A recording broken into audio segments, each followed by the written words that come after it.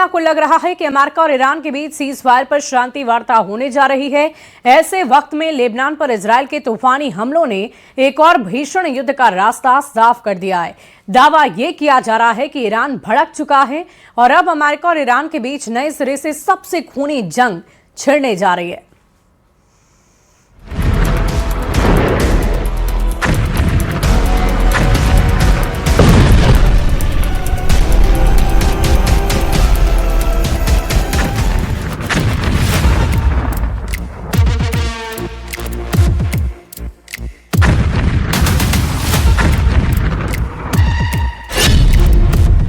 Hormuz ने तोड़ा cease fire, Trump tax से खौफ में ट्रंप। ईरान युद्ध अब सिर्फ ईरान का युद्ध नहीं रहा। इस युद्ध में अब 15 से ज्यादा देश लपेटे में आ चुके हैं। इस वक्त पाकिस्तान से लेकर लेबनान तक खतर मचा हुआ है और हॉर्मूज से लेकर वॉशिंगटन तक कोहराम शुरू हो चुका है। इधर दावा किया जा रहा है कि अगर ईरान हॉर्मूज में टोल टैक्स वसूलता है तो इसके नतीजे विनाशक होंगे। हम आपको ईरान युद्ध का वो सच दिखाने की कोशिश कर रहे हैं जहां हजारों लोगों की मौत और तबाही की आड़ में अपनी अपनी रोटियां सेंकी जा रही है। पाकिस्तान खुद को ईरान युद्ध का ऐसा चौधरी साबित करने की कोशिश कर रहा है जो दिखाना चाहता है कि वही अमेरिका और ईरान के बीच सीज फायर को लेकर मध्यस्थता करवा रहा है। लेकिन खुद अमेरिकी मीडिया के चैनल फॉक्स न्यूज ने अपनी रिपोर्ट में दावा किया कि इस्लामाबाद में 11 अप्रैल को जो सीज फायर पर वार्ता होने जा रही है उसमें पाकिस्तान के प्रधानमंत्री शहबाज शरीफ, पाकिस्तान के सेना प्रमुख field marshal general Asim Munir मध्यस्थ नहीं बल्कि डाकिया की भूमिका में दिखेंगे। शहबाज शरीफ और जनरल मुनीर को सीज फायर की सबसे खुफिया मीटिंग से दूर रखा जा रहा है, ऐसी खबरें आ रही है। कहने का मतलब ये कि इजराइल जिस स्तर पर लेबनान पर तूफानी हमले कर रहा है उसने सीज फायर वार्ता को खटाई में डाल दिया है। अटकलों और बदलते घटनाक्रम के बीच हम शुरुआत करते हैं पाकिस्तान के इस्लामाबाद में होने वाली उस संभावित सीज फायर वार्ता से जिसे लेकर अमेरिका बुरी तरह से बिलबिला रहा है।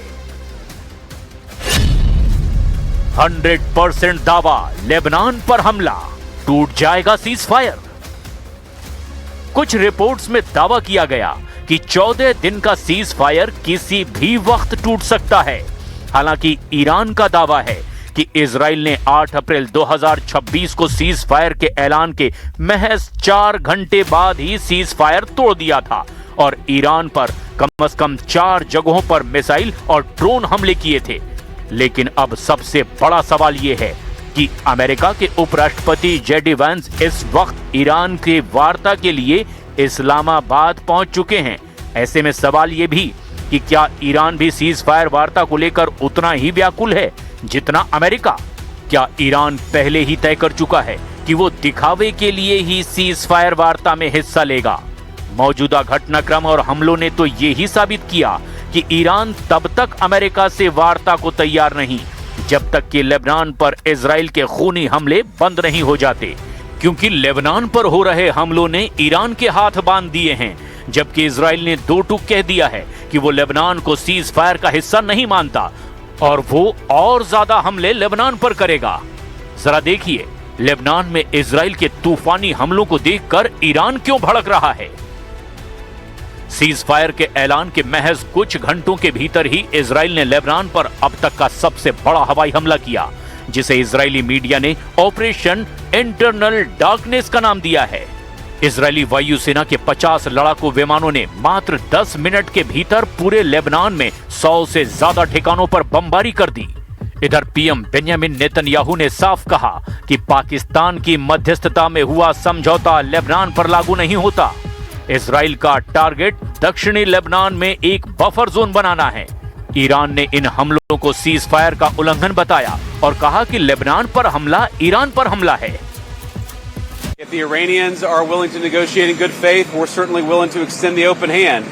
If they're going to try to play us, then they're going to find that the negotiating team is not that receptive. So cease fire में मध्यस्थ नहीं, डाकिया निकले शहबाज और जनरल मुनीर।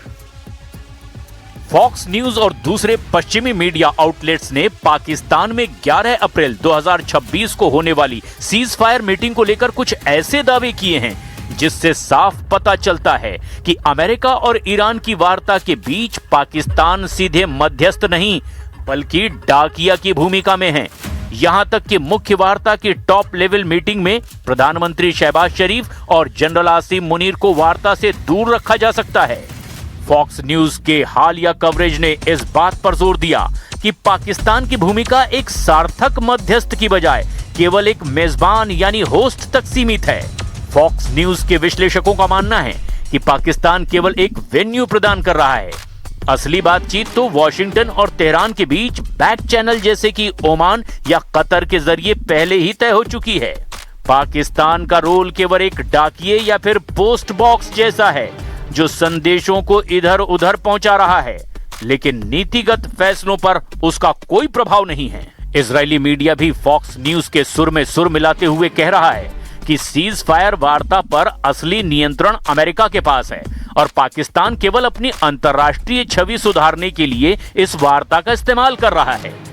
अमेरिकी मीडिया जैसे द न्यूयॉर्क टाइम्स और फॉक्स न्यूज का मानना है कि जेडी वेंस के लिए ये अग्नि परीक्षा है। 2028 के राष्ट्रपति चुनाव की दौड़ में वो खुद को मजबूत दिखाने के लिए इस वार्ता से कोई ठोस नतीजा निकालने चाहते हैं। वेंस ने ईरान को चेतावनी भी दी कि यदि वार्ता नाकाम रही तो ट्रंप के पास युद्ध पर वापस लौटने यानी गो बैक टू वॉर के सभी विकल्प खुले हुए हैं। नॉर्थ इसराइल में लगातार हमले हो रहे हैं क्योंकि हिजबुल्लाह की तरफ से लगातार इस एरिया में अटैक हो रहे हैं, जबकि इस्राएली फोर्सेस लगातार लेबनान में जगह जगह पे एयर स्ट्राइक्स कर रहे हैं। जिस तरीके से इस्राएली फोर्सेस ने बार बार लेबनान में एयर स्ट्राइक्स की, हिजबुल्लाह के खिलाफ ऑपरेशन चला रहे हैं, वहीं दूसरी जानिब हिजबुल्लाह भी लगातार जवाब दे रहा है और इस जवाबी कार्रवाई में यहां लगातार रॉकेट्स और मिसाइल्स आ रहे हैं। हथौड़ा बना हॉर्मूज, ईरान के ट्रंप टैक्स से हड़कंप। हॉर्मूज पर ईरान का टोल टैक्स लेना और बहुत कम संख्या में तेल टैंकरों को निकलने देना ट्रंप के लिए नासूर बनता जा रहा है। कच्चे तेल की कीमत फिर से $100 के करीब पहुंचने वाली है। ट्रंप अमेरिका की 15 शर्तों के मुताबिक ईरान पर दबाव डाल रहे हैं कि सीज फायर की शर्तों के मुताबिक ईरान तुरंत हॉर्मूज को खोले, बारूदी सुरंगें इलाके से हटा दे। ईरान का मानना है कि यह समझौता पूरे क्षेत्र यानी लेबनान पर भी लागू होगा, जबकि अमेरिका की तरफ से उपराष्ट्रपति जेडी वेंस ने साफ कहा कि ये केवल ईरान अमेरिका के लिए है। सीज फायर के ऐलान के बाद भी इजराइल ने लेबनान पर अब तक का सबसे भीषण हमला ऑपरेशन इंटरनल डार्कनेस किया है। वहीं हिजबुल्लाह ने इजराइल के हमलों के जवाब में उत्तरी इजराइल पर रॉकेट दागना जारी रखा है, जो ईरान को युद्ध में वापस खींच सकता है।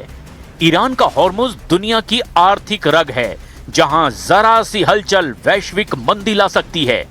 ईरान इस रास्ते से गुजरने वाले जहाजों पर ट्रांजिट फीस यानी टोल मांग रहा है, जिसे अमेरिका वसूली कह रहा है। राष्ट्रपति ट्रंप ने सोशल मीडिया पर सख्त लहजे में कहा कि अगर ईरान ने टोल लिया तो युद्ध विराम तुरंत खत्म कर दिया जाएगा। अमेरिकी खुफिया रिपोर्ट के मुताबिक हॉर्मुज में अभी भी ईरानी समुद्री बारूदी सुरंगें मौजूद है, जो जहाजों के लिए बड़ा खतरा हैं। सीज फायर के बावजूद तेल के जहाज इस रास्ते पर जाने से डर रहे हैं, जिससे तेल की कीमतें नीचे नहीं आ रही है।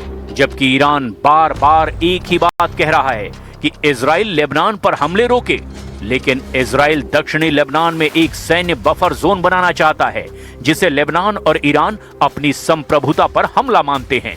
लेबनान पर इजरायली हमलों के विरोध में ईरान ने धमकी दी है कि वो हॉर्मुज को फिर से पूरी तरह बंद कर देगा।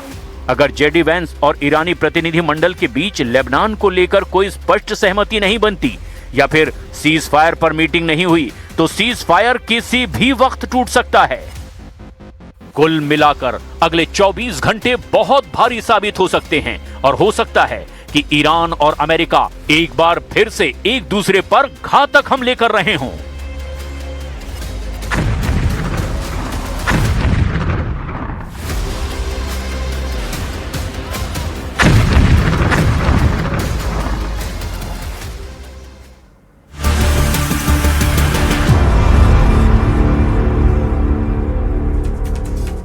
देखिए, लेबनान युद्ध पर नेतन्याहू के बीच तीखी नोकझोंक हो गई। ट्रंप ने नेतन्याहू से सीज फायर समझौते तक हमलों में कमी लाने के लिए कहा है, लेकिन इजराइल ने धमकी दी है कि हिजबुल्लाह की सफाई तक युद्ध नहीं रुकेगा। नेतन्याहू ने दलील दी है कि सीज फायर सिर्फ ईरान पर लागू है। वहीं हिजबुल्लाह चीफ नईम कासिम ने धमकी दी कि लेबनान में घुसे इजरायली सैनिकों को अब जिंदा नहीं छोड़ना है।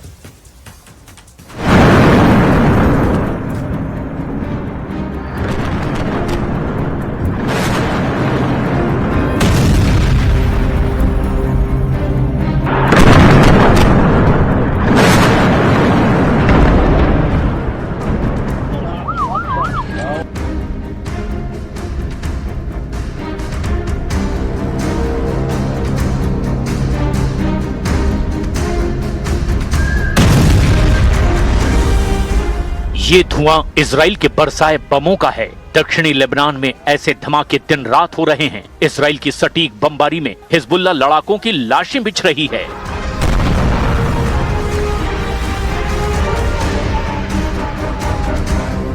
अमेरिका, इजराइल और ईरान के टकराव में लेबनान मानो चक्की की दो पार्टों के बीच फंसकर पिस रहा है। ट्रंप को साध कर नेतन्याहू सीज फायर के बाद भी लेबनान पर भयानक हमला रोकने के लिए तैयार नहीं।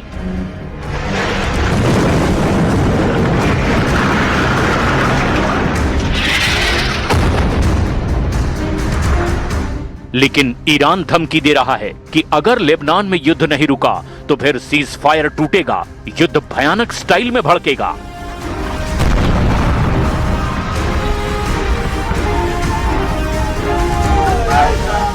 अब की बार ईरान ऐसा इंतकाम लेगा जिससे इजराइल ही नहीं, अमेरिका में भी त्राहिमाम मचेगा।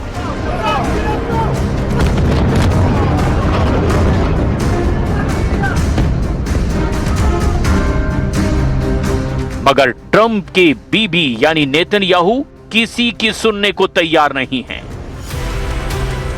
इजरायली फोर्स बमों से, मिसाइलों से, जंगी जेटों से हिजबुल्लाह को बेरहमी से पीट रही है।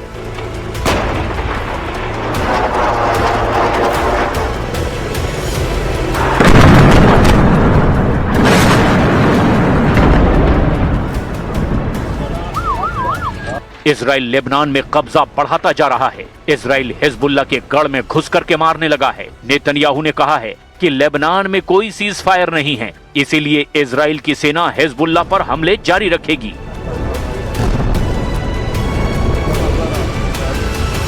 אני מבקש לומר לכם, אין הפסקת אש בלבנון. אנחנו ממשיכים להכות בעוצמה את חיזבאללה, ואנחנו לא נעצור עד שנחזיר לכם את הביטחון. ताज्जुब की बात यह है कि नेतन्याहू ट्रंप की बातों को भी भाव नहीं दे रहे हैं। वॉल स्ट्रीट जर्नल की रिपोर्ट के मुताबिक ट्रंप ने नेतन्याहू से लेबनान में हमलों में कमी लाने की बात कही है। ट्रंप ने जोर देकर कहा है कि लेबनान पर हमलों से सीज फायर टूटने का खतरा बढ़ता जा रहा है। बावजूद इसके इजराइल ने हिजबुल्लाह को सबसे ज्यादा नुकसान पहुंचाने की डिटेल जारी कर दी है।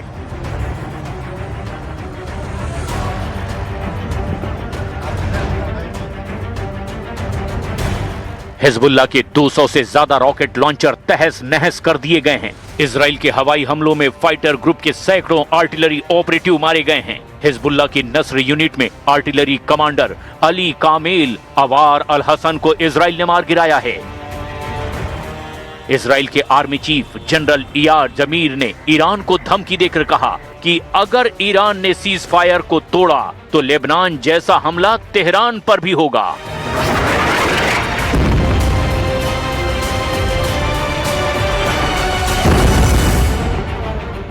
אנחנו עורכים גם שם בכל רגע לחזור ללחימה ובצורה עוצמתית מאוד. בלבנון אנחנו ממשיכים להעמיק את ההישגים שלנו, אנחנו ממשיכים להעמיק את התמרון שלנו. המקום שבו אתם נמצאים הוא חשוב מאוד, זה בלבנון, זה מול חיזבאללה. פה אנחנו פועלים, אנחנו שמים פה הרבה אמצעים, הרבה יכולות שלנו. इजराइल ने बेरूत को खाली करने का ऑर्डर जारी कर दिया है। इजराइल की सेना ने बेरूत के दक्षिणी इलाकों को, जिसे हिजबुल्लाह का गढ़ कहा जाता है, वहां सबसे भयानक हमले करने शुरू कर दिए हैं। बेरूत में इजरायली ड्रोन के सीरियल धमाके हो रहे हैं।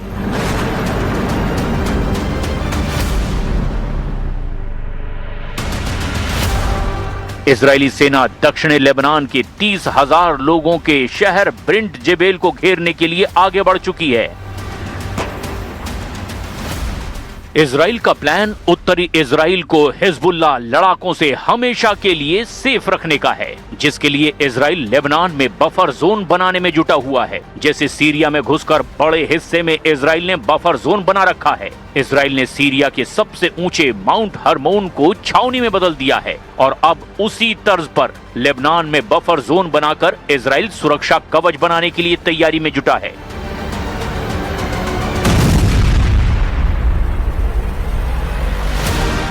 नेतन्याहू चाहते हैं कि दक्षिण लेबनान को देश के बाकी हिस्से से काटकर एक बफर जोन बनाया जाए। इजराइल जिस बफर जोन को बनाने में लगा है उसका मैप कुछ ऐसा बताया जा रहा है। मीडिया रिपोर्ट्स के मुताबिक इजराइल डिफेंस फोर्स लेबनान के दक्षिण के पूरे बॉर्डर को बफर जोन बनाना चाहती है। उत्तर में ये बफर जोन लितानी नदी के करीब तक बनेगा। वहीं पश्चिम में इजराइल हिजबुल्लाह से सुरक्षा के लिए भूमध्य सागर तक सिक्योरिटी जोन बनाने की कोशिश में है। पूरब में इजराइल का बफर जोन शेबा फार्म, जिसे की अरकूब क्षेत्र कहते हैं, वहां तक हो सकता है। इजराइल अगर ये बफर जोन बनाने में कामयाब रहा तो लेबनान की 250 से 400 वर्ग किलोमीटर जमीन खिसक जाएगी।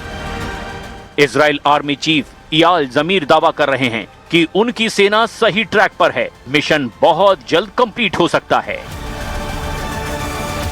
אנחנו בכל המקומות, כמו שאנחנו בעזה, כמו שאנחנו בסוריה, גם פה בלבנון. אנחנו נמצאים קדימה ואנחנו חוצצים באמצעות הכוחות שלנו, הרקם שלנו, החיילים שלנו, בין האויב לבין היישובים. זה התפקיד שלנו, זאת המשימה.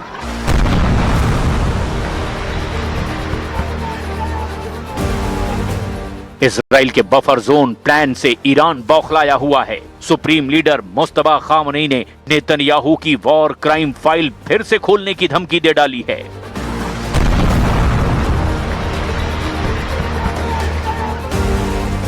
ईरान के विदेश मंत्री अब्बास अराक्ची ने सोशल मीडिया में पोस्ट करते हुए लिखा, नेतन्याहू के आपराधिक मुकदमे की सुनवाई रविवार को फिर से शुरू होगी। लेबनान समेत पूरे क्षेत्र में युद्ध विराम लागू होने से नेतन्याहू के जेल की सजा तय करने में तेजी आ सकती है।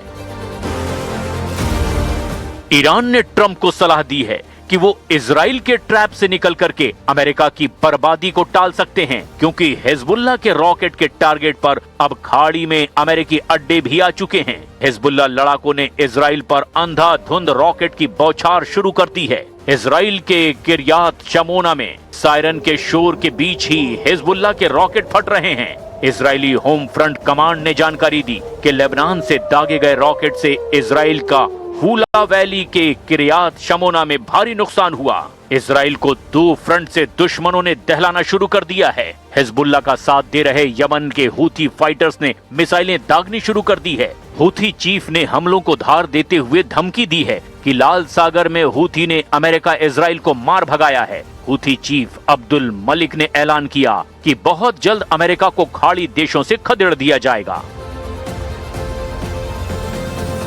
واعد بالعمليات المفاجئة بالمزيد من التصعيد بالخيارات الكبيرة المؤثرة في إطار ما تقتضيه مراحل التصعيد، يعني ضمن خطة مدروسة تأخذ بعين الاعتبار। हिजबुल्लाह और हूथी का डेडली गठबंधन इजराइल की मुश्किलें बढ़ा सकता है। इजराइल से लंबी टक्कर और हथियारों के गोदामों पर हुए हमलों के बावजूद हिजबुल्लाह की रॉकेट फोर्स बरकरार है। उसकी तरफ से 10,000 रॉकेट वाली सुनामी किसी भी वक्त लॉन्च की जा सकती है। हिजबुल्लाह चाहे तो 10,000 रॉकेट को 10 मिनट में दागने का प्लान बना सकता है। 10,000 रॉकेट से इजराइल के 10 मिलिट्री बेस को तबाह किया जा सकता है। 10,000 रॉकेट से इजराइल को 10 साल का सदमा दे सकता है हिजबुल्लाह। लेबनान और इजराइल के बीच ताजा हमलों के बाद युद्ध पक्का माना जा रहा है, क्योंकि हिजबुल्लाह के टारगेट पर अब इजराइल के ऐसे मिलिट्री बेस हैं जिसकी नेतन्याहू को भी उम्मीद नहीं थी। इजराइल के जिन मिलिट्री बेस को खतरा है, देखिए हिजबुल्लाह का रॉकेट गोदाम जो हमास के मुकाबले 10 गुना ज्यादा पावरफुल बताया जाता है। हिजबुल्लाह के कत्यूशा रॉकेट की रेंज 25 किलोमीटर तक है। ये 10 सेकंड में टारगेट हिट करता है। इससे आगे हिजबुल्लाह के पास है फजर 3 नाम का रॉकेट।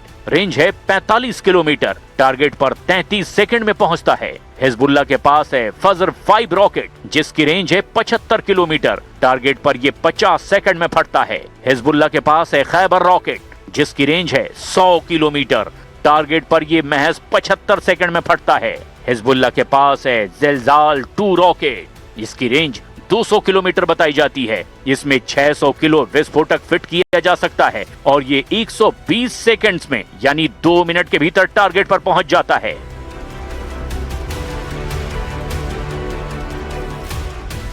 यानी हिजबुल्लाह का रॉकेट का गोदाम पूरे इजराइल को कवर करता है। इसमें इजराइल का हर शहर रेंज में है। हिजबुल्लाह को रोकने के लिए लेबनान बॉर्डर पर इजरायली टैंक एक्टिव कर दिए गए हैं ताकि रॉकेट अटैक के खिलाफ अगर कोई बड़ी कार्रवाई करनी पड़ी तो इजराइल की टैंक ब्रिगेड फौरन एक्शन में आ जाए। हिजबुल्लाह के रॉकेट को लेकर बड़ा खतरा उत्तरी इजराइल में ज्यादा है क्योंकि यहाँ पर हिजबुल्लाह के छोटी दूरी के रॉकेट पहले भी कहर बरपा चुके हैं, लेकिन हिजबुल्लाह के पास ऐसे रॉकेट और मिसाइल भी हैं जो सीधे तेल अवीव को टारगेट कर सकते हैं। इसी वजह से नेतन्याहू अब लेबनान पर हमले बंद नहीं कर रहे। इससे साफ है कि ईरान समझौते के लिए तैयार होता है या नहीं, ट्रंप इसे समझें। इजराइल तो अपना मिशन लेबनान पूरा करके ही रुकेगा।